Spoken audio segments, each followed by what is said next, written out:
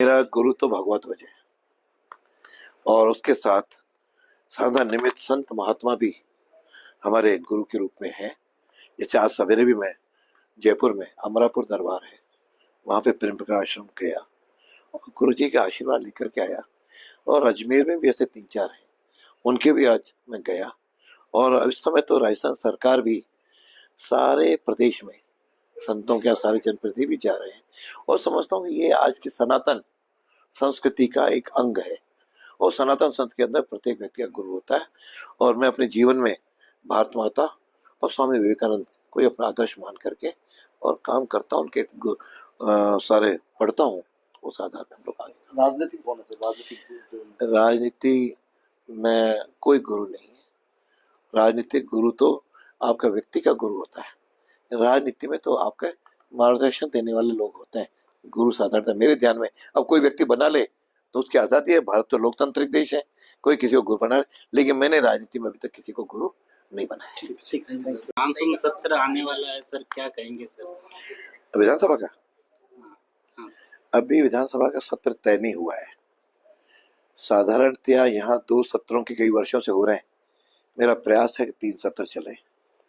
तो माननीय मुख्यमंत्री से मैंने चर्चा की है, तो जो सरकार का कुछ बिजनेस आएगा उसके अनुसार तय करेंगे। नहीं तो इतना तय है कि सितंबर के मिड में तो हमको करना ही है, क्योंकि 6 महीने के अंतराल पर हमको करना होता है।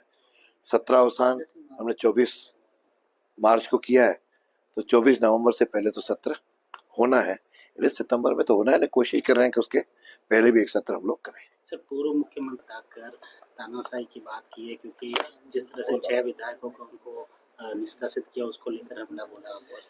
ऐसा है कि मैं संघ का स्वयंसेवक हूँ, इसका मुझे गर्व भी है, क्यों उससे मैंने संस्कार प्राप्त करके अपने जीवन की रचना की है। जहां तक अशोक गहलोत की बात है, मैं समझता हूँ संघ को समझ ही नहीं पाए, निशा समझ पाएंगे इस जन्म में। क्यों उसके लिए जरा जैसे उन्होंने कहा ना, कांग्रेस के लिए भी अपने सचिन पायलट ने कहा था कि रगड़ाई होनी चाहिए। संघ में तो उसे कई गुना रगड़ाई होती है, तब संघ समझ में आता है।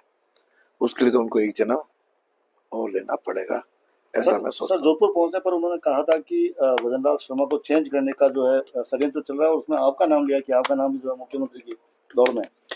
उनकी बातों को उनके दल और केंद्रीय नेता ही उनको गंभीरता से नहीं लेते, तो मैं उनकी बात को गंभीरता से क्यों लूं?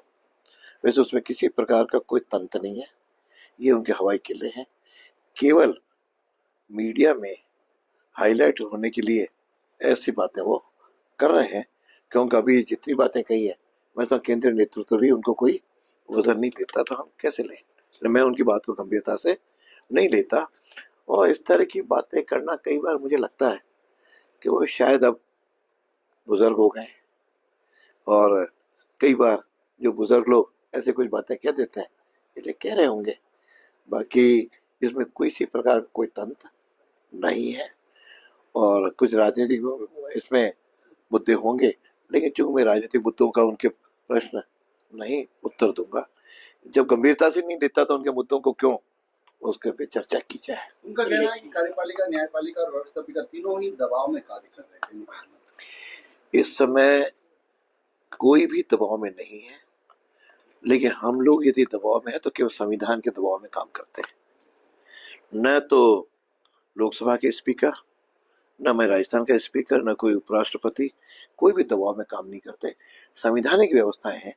और मुझे लगता है कि वो जो बार बार करते हैं संविधान खतरे में है, मुझे तो इससे बड़ा आश्चर्य था। ये संविधान खतरे में होता तो आजाद पूर्वक इनके नेता विदेशों में जाकर के इस प्रकार के भाषण करते क्या? यहाँ पे सबको अभिव्यक्ति की स्वतंत्रता है। यदि वास्तव में संविधान खतरे में था तो 1975 में था, जब न तो मीडिया की स्वतंत्रता को भी उन्होंने समाप्त कर दिया था, और कहीं भी कोई व्यक्ति किसी के बारे में टिप्पणी करता तो जेल के अंदर ठोस दिया जाता था। इस सब पूरी स्वतंत्रता है। और मैं कहता हूं संविधान जितना यहाँ सुरक्षित है वो प्रारंभ से ही रहा है और अभी भी पूर्णतया सुरक्षित है। अभी कुछ लोग चुनाव आयोग के बारे में बात करते हैं, और अभी जो बिहार के अंदर कल जो बंद की घोषणा की हुई विपक्षी नेताओं ने, और वो इसलिए की कि चुनाव आयोग उनकी मतदाता सूची का पुनर्निरीक्षण करें। ये मैं समझता हूँ कि हम सबका होना चाहिए। केवल भारत में भारतीयों को ही वोट देने का अधिकार होना चाहिए।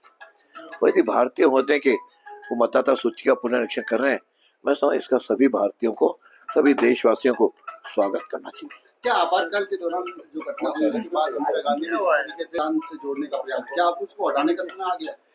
मैं सोचता हूँ यदि संविधान पे जब इमरजेंसी लगी, इमरजेंसी समाप्त करनी पड़ी, तो इमरजेंसी के बाद कई कानून भी बदले गए, तो उस समय भी यदि दो शब्द जो कि इमरजेंसी के दौरान ये मूल संविधान में नहीं है, तो उसकी समीक्षा करने में कोई हर्ज नहीं है।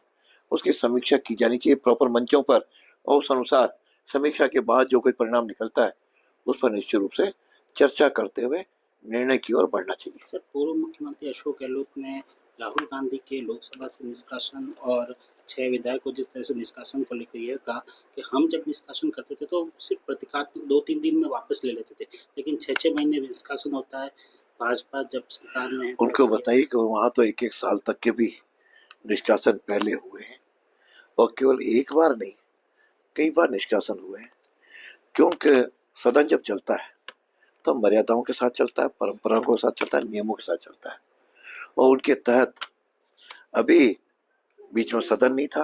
साधारणतः जब हम लोग उसकी गरिमा वो किस सीमा तक भंग करता है, उस सीमा के आधार पे सदन प्रस्ताव पारित करता है, और सदन ने प्रस्ताव पारित किए, और जब माननीय सदस्य ने रियलाइज कर लेते हैं तो उसके बाद निलंबन वापस भी होता है।